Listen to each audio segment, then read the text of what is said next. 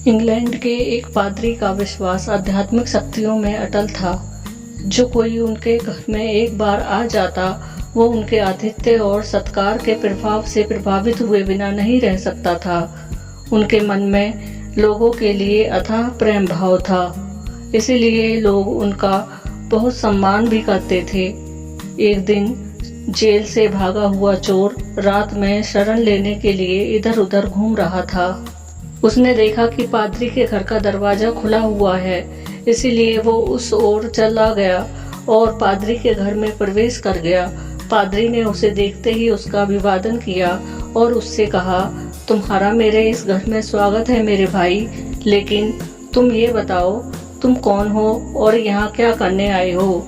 इस पर चोर ने सफेद झूठ बोलते हुए कहा, फादर, मैं एक मुसाफिर हूँ और रास्ता भटक गया हूँ, सो इधर उधर भटक रहा था और आपके घर का दरवाजा खुला हुआ देखा तो इस ओर चला आया।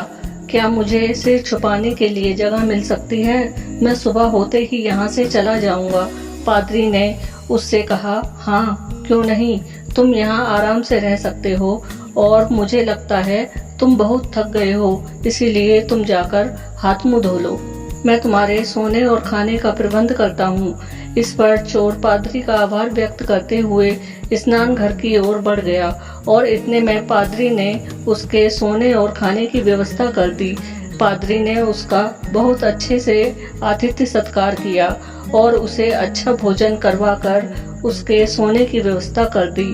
रात को सभी के सो जाने के बाद चोर के मन में चोरी की इच्छा जागृत हुई और उसने पादरी के घर में से सोने के 2 दीपदान चुराकर वहां से भाग निकला।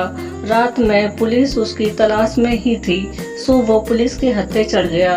तो पूछताछ में उसने बताया कि मैंने ये पादरी के घर से चुराए हैं। इस पर उसे पादरी के सामने लाया गया तो पादरी ने पुलिस वालों से कह दिया, आप कृपया इन्हें छोड़ दीजिए, ये मेरे घर में मेहमान के तौर पर आए थे और मैंने ये दीपदान इन्हें उपहार के तौर पर दिए हैं। इतने में चोर के ज्ञान चक्षु खुल गए और उसे अपने भूल का एहसास होने लगा। पादरी की उदारता देखते हुए चोर के मन में पश्चाताप होने लगा और उसने माफी मांगकर कभी फिर से चोरी नहीं करने का वचन दिया। दोस्तों, कहानी देखने और सुनने के लिए धन्यवाद।